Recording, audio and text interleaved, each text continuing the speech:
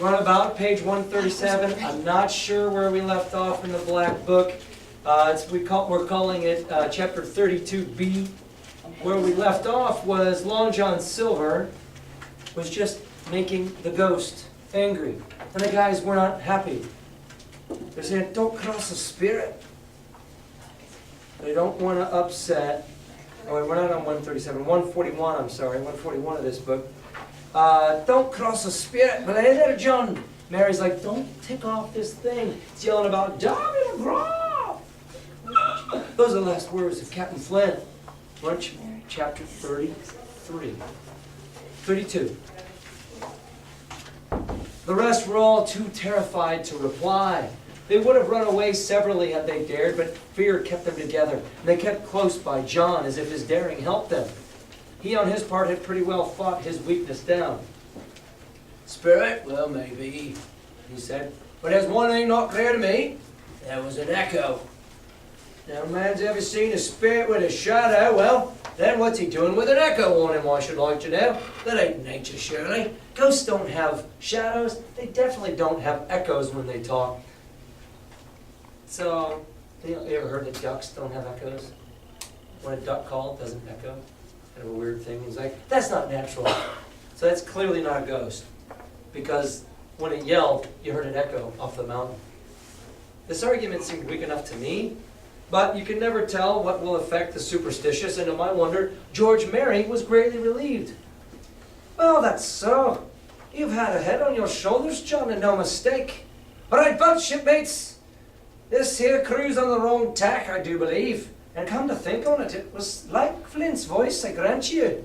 But not just so clear away like it, after all. It was like somebody else's voice. It was like our, By the powers, Ben Gunn!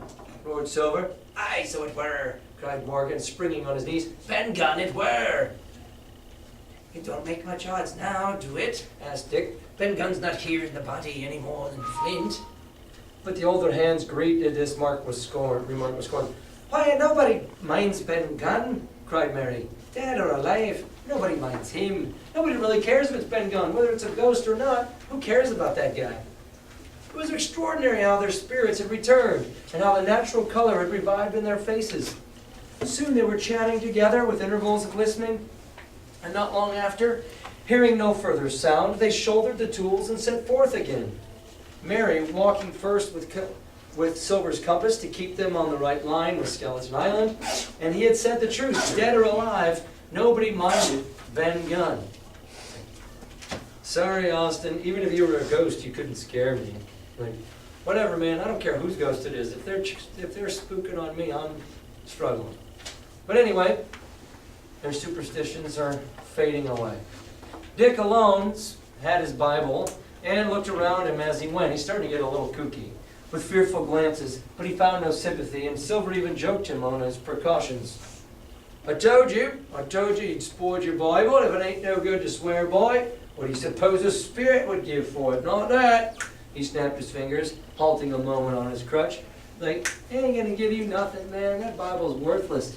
Even if there is a ghost out there, it's not gonna listen to that piece of junk now. But Dick was not to be comforted. Indeed, it was soon plain to me that the lad was falling sick, hastened by heat, exhaustion, and the shock of his alarm. The fever predicted by Dr. Livesey was evidently growing swiftly higher. It was fine open walking here upon the summit. Our way lay a little downhill, for, as I have said, the plateau tilted towards the west. The pines, great and small, grew wide apart, and even between the clumps of nutmeg and azalea, wide open spaces baked in the hot sunshine. Striking as we did pretty near northwest across the island, we drew on the one hand ever nearer under the shoulder of Spyglass, and on the other looked ever wider over that western bay where I had once tossed and trembled in the coracle. So we're on our island, and we're going up to the shoulder of Spyglass. Looks like things didn't save. There we are. We're up here to the shoulder of Spyglass, and we're going downhill a little bit, and the whole time we're making sure that we're in line with this skeleton and the three trees. right? And those trees up there. The first of the tall trees was reached, and by the bearing proved the wrong one. No, we're off here. It's a little off from Skeleton Island. It's not on the right line. So it was with the second. No, that one puts us a little too far off. It's got to be that middle one. The third rose nearly 200 feet into the air above a clump of underwood. A giant of a vegetable, with a red column as big as a cottage, and a wide shadow around in which a company could have maneuvered. It was conspicuous far to see, both on the east and west, and might have been entered as a sailing mark upon the chart. You know, on the east and west, it didn't really, it kind of stuck out. I think I even saw this thing when we were here. But you'd have never known that was the tree till you come up to it and like, oh yeah, this has got to be it. But it was not its size that now impressed my companions. It was the knowledge that 700,000 pounds in gold lay somewhere buried below its spreading shadow. The thought of the money as they drew nearer swallowed up their previous terrors.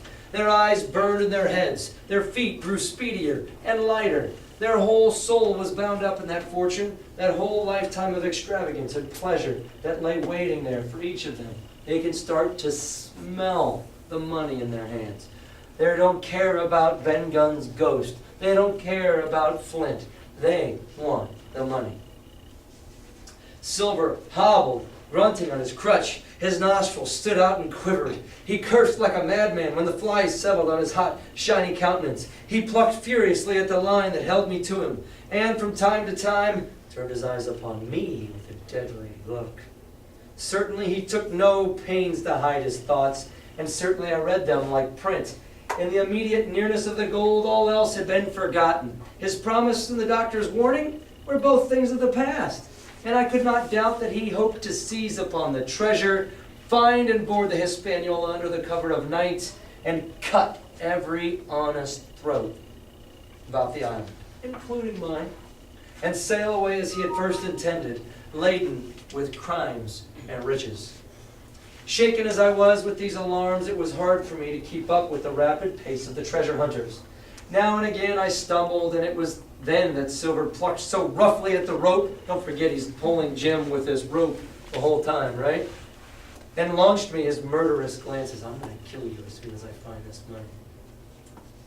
Dick, who had dropped behind us and now brought up the rear, was babbling to himself both prayers and curses as his fever kept rising. So there's 3 guys up front, 4 guys up front, then there's Jim and Long John, and then there's Dick in the background like...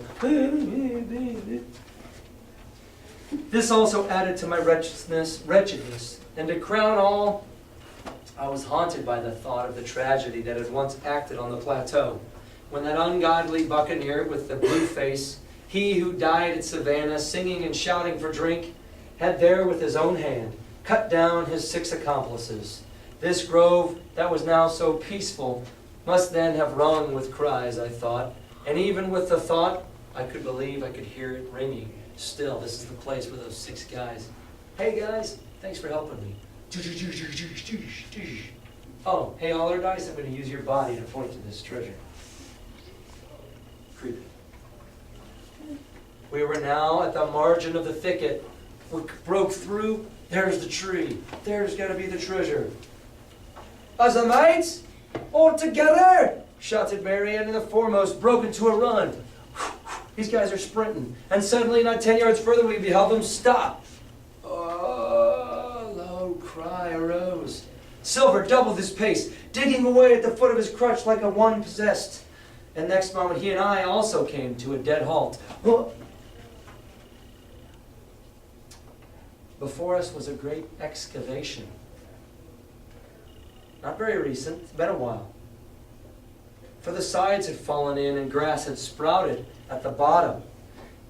In this were the shaft of a broken in 2 pickaxe and the boards of several packing cases strewn around. On one of these boards I saw, branded with a hot iron, the name Walrus, the name of Flint's ship. All was clear to probation. The cash had been found and rifled, stolen. The 700,000 pounds, they were gone. There's nothing there. Just a big hole. There never was such an overturn in this world. Each of these 6 men was as though he had been struck. Where's all the gold? But with Silver, the blow passed almost instantly. Every thought of his soul had been set full stretch like a racer on that money. Well, he was brought up in a single second, dead. And he kept his head, found his temper, and changed his plan before the others had time to realize the disappointment. Whose side was he on as they were running towards the treasure? Long John's? Whose side was he on? Bad guys. Now, change your plans. What about Jim here? Jim, take that, stand by for trouble. He paused and passed me a double-barreled pistol. At the same time, he began quietly moving northward, and a few steps had put the hollow between us and the other 5. And he looked at me and nodded as much to say, here's a narrow corner. As indeed I thought it was. His looks were now quite friendly, and I was so revolted at these constant changes that I could not forbear whispering, so you've changed sides again. Now whose side is he on? Good side. Good guys. And Jim's like, are you kidding me? I don't know, you and me, we're best friends, buddy. We've been best friends the whole time. I got a little upset, but I'm sorry. But there was no time for him to answer.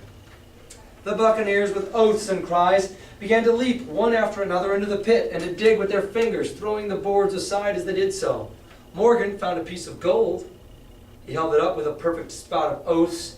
It was a 2-guinea piece, like $100. And it went from hand to hand among them for a quarter of a minute.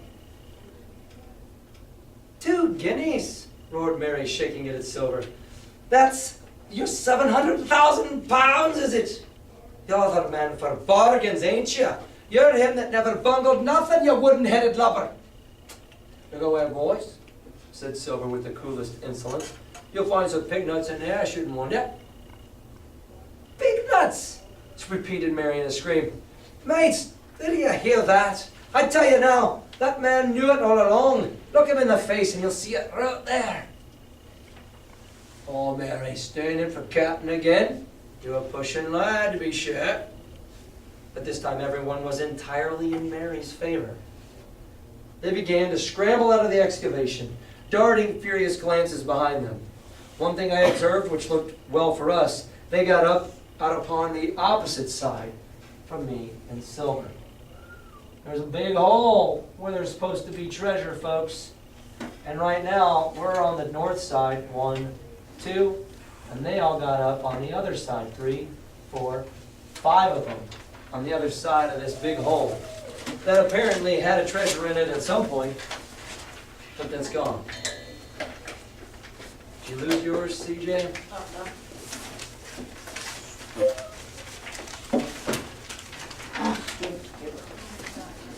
Well, there we stood. 2 on one side, 5 on the other. The pit between us. Nobody screwed up high enough to offer the first blow. Silver never moved. He watched them. Very upright on his crutch. Looked as cool as ever I saw him. He was brave. No mistake. At last, Mary seemed to think a speech might help matters. Mates, there's 2 of them around there. One, the old cripple that brought us all here and blundered us down to this. The other, there's that cub that I mean to have the heart of. Now, mates! He was raising his arm and his voice, plainly mentally to charge, but then, 3 musket shots flashed out of the thicket. Mary tumbled head foremost into the excavation. The man with the bandage spun round like a totetum and fell upon his side where he lay dead, but still twitching. And the other 3 turned and ran with all their might. Before you could wink, Long John had fired 2 barrels of a pistol into the struggling Mary, and the man rolled up his eyes at him in the last agony. George, reckon I settled you. At the same moment, the doctor, Gray, and Ben Gunn joined us with smoking muskets from among the nutmeg trees. Forward! quick, my lads. We must head 'em off the boats. As we set off at a great pace, sometimes plunging through the bushes to the chest. I tell you, but Silver was anxious to keep up with us. The work that man went through, leaping on his crutch till the muscles of his chest were fit to burst, was work no sound man ever equaled. And so thinks the doctor. As it was, he was already 30 yards behind us and on the verge of strangling when we reached the brow of the slope. Doctor! See that? No hurry! Sure enough, there was no hurry. In a more open part of the plateau, we could see the 3 survivors still running in the same direction as they had started, right for Mizzenmast Hill. We were already between them and the boats, and so we 4 sat down to breathe while Long John, mopping his face, came slowly up. These guys were all running off. 3 guys ran off in the other direction. But we do have an update. Oops, wrong way. Pirate number 7, John. He gone. George Mary. He gone. All that's left is pirate number 8, Tom Morgan, and Richard.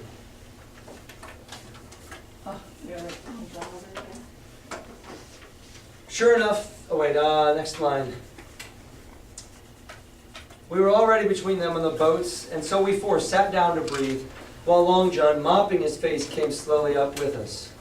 Thank you kindly, Doctor. You came in about the neck, I guess, for me and Hawkins. And so it is you, Ben Gunn, he added. Well, you're a nice one to be sure. I am Ben Gunn, I am, replied the Maroon, wriggling like an eel in his embarrassment. And, how do, Miss Silver? Well, I think he says you.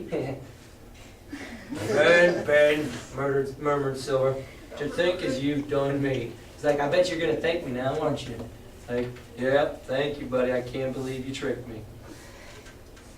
The doctor sent back Gray for one of the pickaxes, deserted in their flight by the mutineers. Then we proceeded leisurely downhill to where the boats were lying, related in a few words what had taken place, and it was a story that profoundly interested Silver and Ben Gunn. The half-idiot Maroon was the hero from beginning to end. Ben, in his long wanderings about the island, had found the skeleton. It was he that had rifled it. Remember, they were like, there's no tobacco box, there's no knife, where's all of his stuff? He had found the treasure, dug it up. It was his half of the pickaxe that lay broken in the excavation, and he carried it on his back in many weary journeys from the foot of the tall pine to a cave he had on the 2-pointed hill at the northeast angle of the island. And there it had lain stored in safety since 2 months before the arrival of the Hispaniola. Where was the gold? Well, the X marks the spot. The gold was actually up there the whole time. 2 months before they got there, there wasn't any more gold in that spot.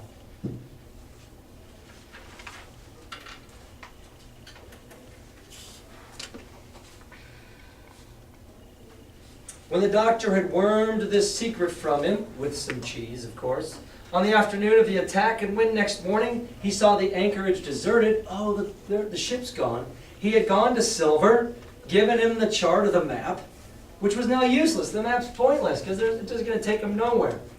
He gave him the stores, he gave him all the food and drink, because Ben Gunn's cave was well supplied with goat's meat, salted by himself.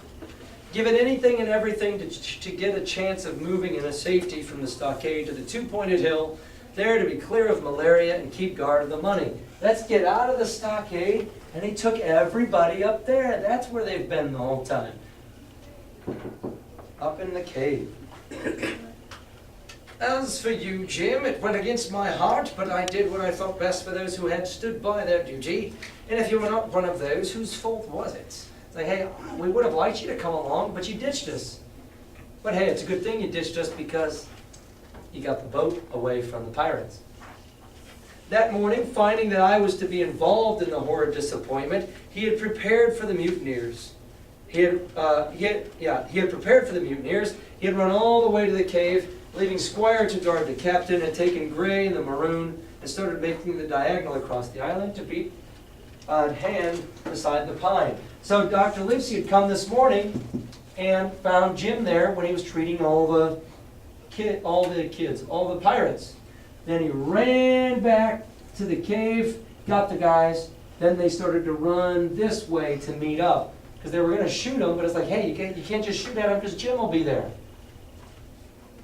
Soon, however, he saw that our party had the start of him, and Ben Gunn, being fleet of foot, remember we thought he was a Sasquatch because he was running so fast, had been dispatched in front to do his best alone. It occurred to him to work upon the superstitions of his former shipmates, and he was so far successful that Gray and the doctor had come up and were already ambushed before the arrival of the treasure hunters. Those guys had come over here while Ben Gunn came and scared them over here, and then they were hiding in the nutmeg trees, ready to shoot whenever the guys showed up. Oh, it was fortunate for me that I had Hawkins here. You'd have let old John be cut to bits. Never given it a thought, eh, Doctor? The doctor just looks at him and says, not a thought. You're darn right. I'm going to shot you in the face.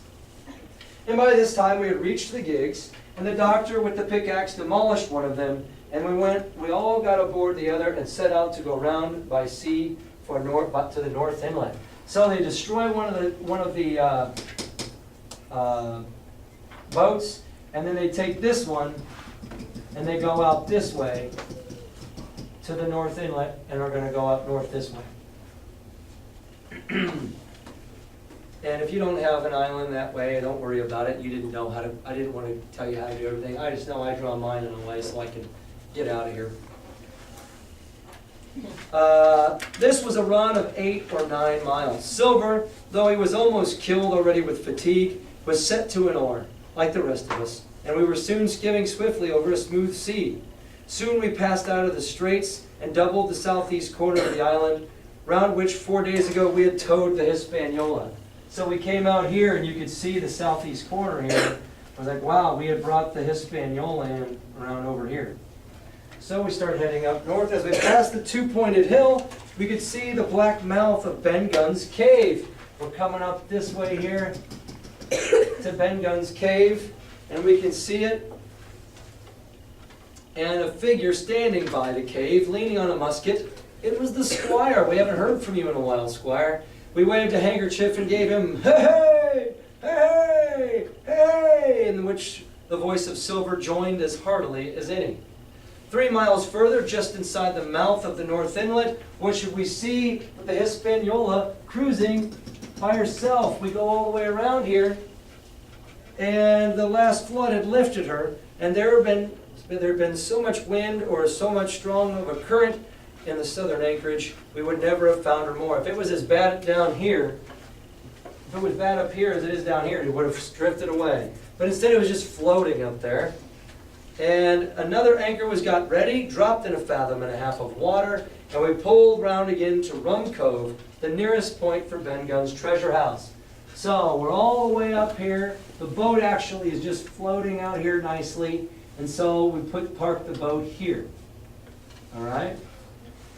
And so then this is the nicest place. Actually, I'm sorry, I should have put it right here is where the boat is, this little cove. And they're going to have to walk back and forth to the cove, to here, and to the boat. We pull around again to Rum Cove, the nearest point for Ben Gunn's treasure house. Then Gray, single-handed, returned with the gig to the Hispaniola, where he was to pass the night on guard. So Gray, we love you. You're tough as nails. You're going to hang out on the Hispaniola all night, and then everybody else is going to go sleep up here. A gentle slope ran up from the beach to the entrance of the cave. At the top, the squire met us. To me, he was cordial and kind, saying nothing of my escapade, either in a way of blame or praise. But at Silver's polite salute, he was somewhat flushed. "John Silver, you're a prodigious villain and an impostor. A monstrous impostor, sir. I am told I'm not to prosecute you.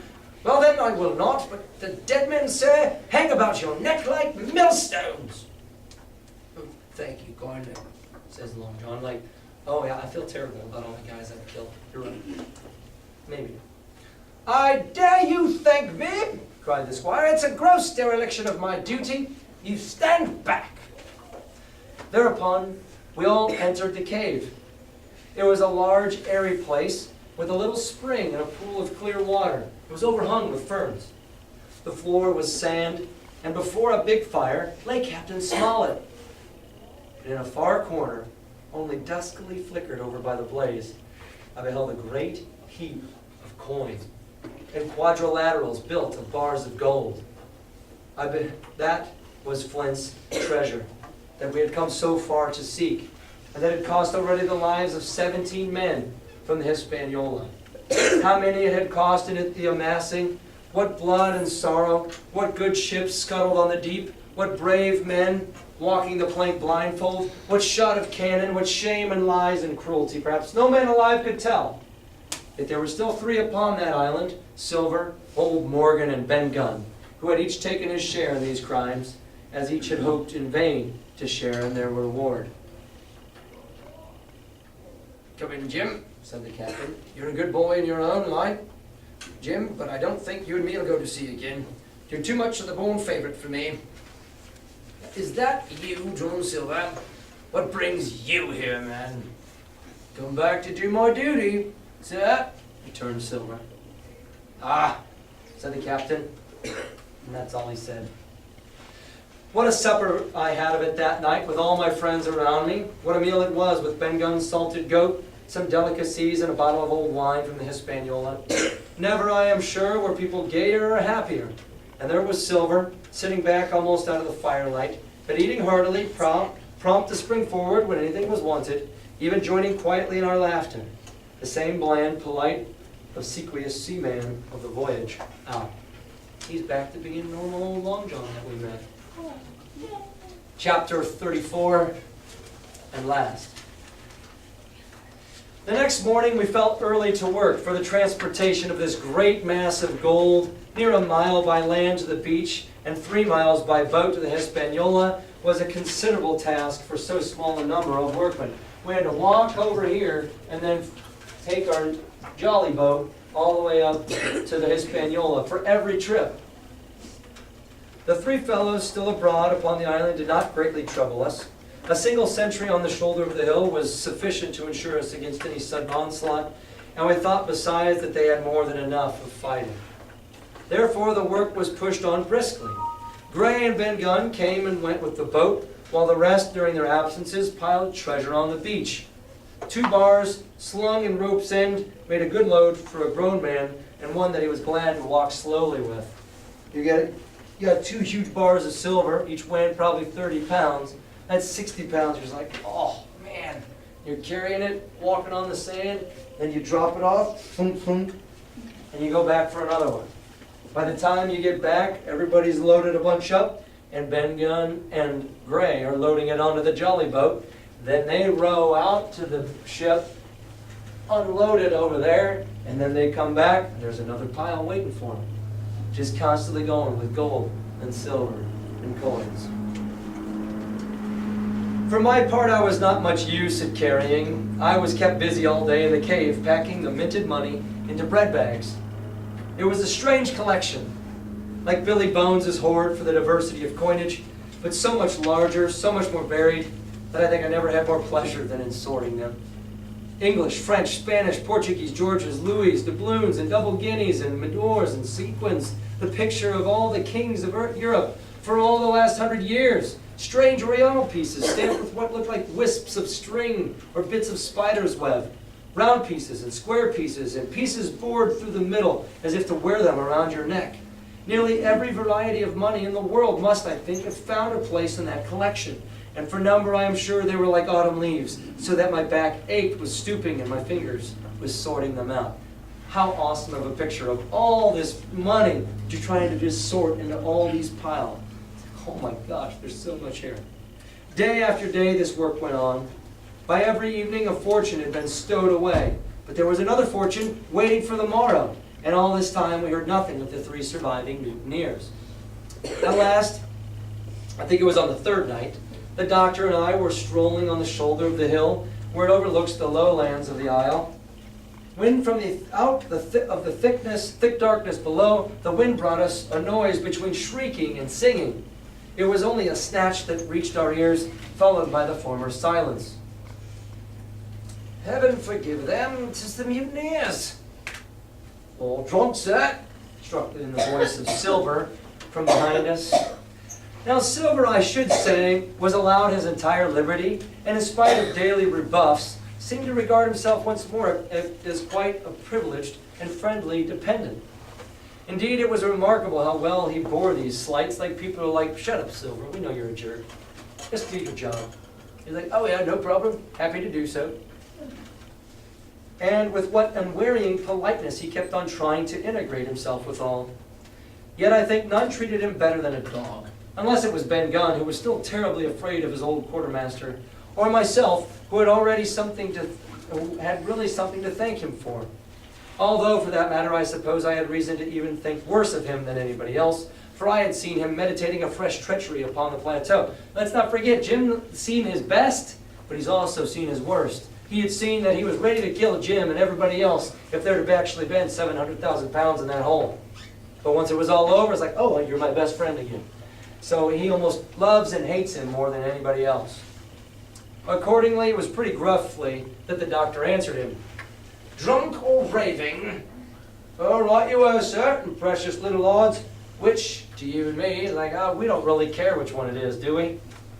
I suppose you would hardly ask me to call you a humane man, returned the doctor with a sneer. And so my feelings may surprise you, Master Silver.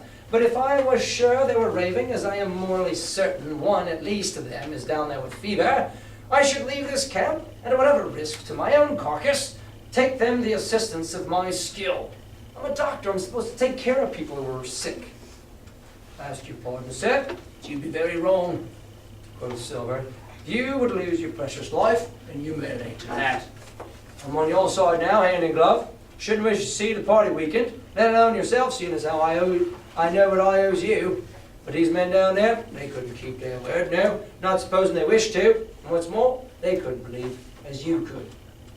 They wouldn't believe you, and you shouldn't believe them. No, and you're the man to keep your word, we know that. John Silver. Well, that was about the last news we had of the three pirates. Only once we heard a gunshot a great way off, and supposed them to be hunting. A council was held. It was decided we must desert them on the island. We're going to maroon them. To the huge glee, I must say, of Ben Gunn, and with strong approval of Gray. We left a good stock of powder and shot, the bulk of the salt goat, a few medicines, some other necessaries, tools, clothing, a spare sail, a fathom or two of rope, and by particular desire of the doctor, a handsome present of tobacco. We're leaving them a bunch of stuff. Actually, we're not just ditching them. The doctor even left them a bunch of cigarettes. That was about our last doing on the island. Before that, we had got the treasure stowed, shipped enough water and the remainder of the goat meat in case of any distress, and at last, one fine morning, we weighed anchor, which is about all we could manage, and stood out of the North Inlet. The same colors flying that the captain had flown and fought under at the Palisade. We're leaving Treasure Island. The three fellows must have been watching us closer than we thought, for as soon as we had proved, for coming through the Narrows, we had to lie very near the southern point, and there we saw all three of them kneeling together on a spit of sand. We were leaving, and there they are, standing there, and they're begging us not to leave. They had their arms raised in supplication. It all went to our hearts, I think, to leave them in that wretched state, but we could not risk another mutiny, and to take them home for the gibbet would have been a cruel sort of kindness. Yeah, come on board, we'll take you and have you hung. It's probably best that we just leave you to survive, and maybe somebody else will pick you up. The doctor hailed them and told them of the stores we had left, and where they were to find them. But they continued to call us by name, and appeal to us, for God's sake, to be merciful, and not leave them to die in such a place. At last, seeing the ship still bore on her course, and was now swiftly drawing out of earshot, one of them, I know not which it was, leapt to his feet with a hoarse cry, "Ah!"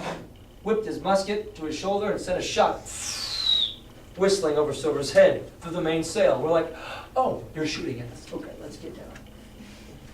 After that, we kept under the bulwarks, and when next I looked out, they'd disappeared from the spit. And the spit itself had almost melted out of sight in the growing distance. That was at least the end of it. And before noon, to my inexpressible joy, the highest rock of Treasure Island had sunk into the blue round of sea. We were so short of men that everyone on board had to bear a hand, only the captain lying on a mattress in the stern and giving his orders. For though greatly recovered, he was still in want of quiet. We laid her head for the nearest port in Spanish America, for we could not risk the voyage home without fresh hands. And as it was, with the baffling winds and a couple of fresh gales, we were all worn out before we reached it. It was just at sundown when we cast anchor in the most beautiful landlocked gulf. So they're heading to the Caribbean islands up here, and they find one. They were immediately surrounded by shore boats full of Negroes and Mexican Indians and half-bloods selling fruits and vegetables and offering to dive for bits of money. The sight of so many good-humored faces, especially the blacks, the taste of the tropical fruits, and above all, the lights that began to shine in the town, made a most charming contrast to our dark and bloody sojourn on the island. There's all these nice people around. Oh my gosh, this is awesome. We've been around people who want to kill us, and now we've got all this wonderful lifestyle. Here they met the doctor and the squire, taking me along with them, went ashore to pass the early part of the night. Here they met the captain of an English man of war, fell in talk with him, went on board his ship, and in short had so agreeable a time that day was breaking when we came alongside the Hispaniola. They went out, met a guy, and they partied all night, and now it's sunrise. It's the next morning. Ben Gunn was on deck alone. And as soon as we came on board, he began with wonderful contortions to make us a confession. Long John Silver was gone. The maroon had connived at his escape in a shore boat some hours ago, and he now assured us that he had only done so to preserve our lives, which would certainly have been forfeit if that man with the one leg had stayed aboard. But this was not all. The sea cook had not gone empty-handed. He had cut through the bulkhead unobserved and had removed one of the sacks of coin, worth perhaps 300 or 400 guineas, $3,000 or $4,000, not a whole lot of money, in order to help him on his further wanderings. I think we were all pleased to be so cheaply quit of him. Well, to make a long story short, it's a little late for that, Jim. We got a few hands on board, made a good cruise home, and the Hispaniola reached Bristol, just as Mr. Blandley was thinking of fitting out her consort. 5 men only of those who had sailed returned with her. Drink and the devil had done for the rest with a vengeance. Although, to be sure, we're not quite in so bad a case as that other ship that pirates have sung about, with 1 man of her crew alive would put to sea with 75. At least we're not just one of 75 guys coming back. All of us had an ample share of the treasure, used it wisely or foolishly according to our natures. Captain Smollett's now retired from the sea. Gray not only saved his money, but being suddenly smitten with the desire to rise in society, also studied his profession. He's now mate and part owner of a fine, full-rigged ship, married besides, and the father of a family. As for Ben Gunn, he got £1,000, which he spent or lost in 3 weeks. Or to be exact, 19 days, for he was back begging on the 20th. Then he was given a lodge to keep, exactly as he had feared upon the island. And he still lives a great favorite, though something of a butt with the country boys. But a notable singer in church on Sundays and Saints' days. He's good at singing, but he's still a homeless guy who doesn't know how to manage his life. Of Silver we heard no more.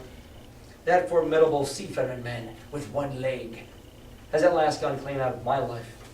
But I dare say he met his old negress, perhaps still lives in comfort with her and Captain Flint.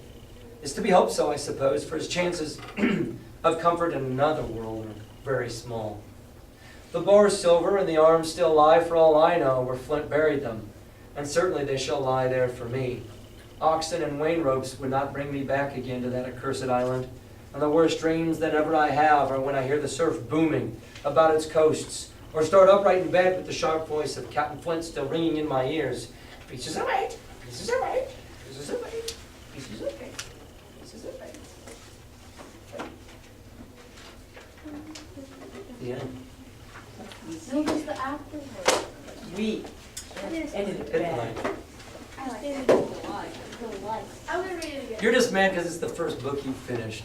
No, Okay. Go this shut is the like book. the Go shut it 15th off. book I've actually read. Have a great rest of your lives.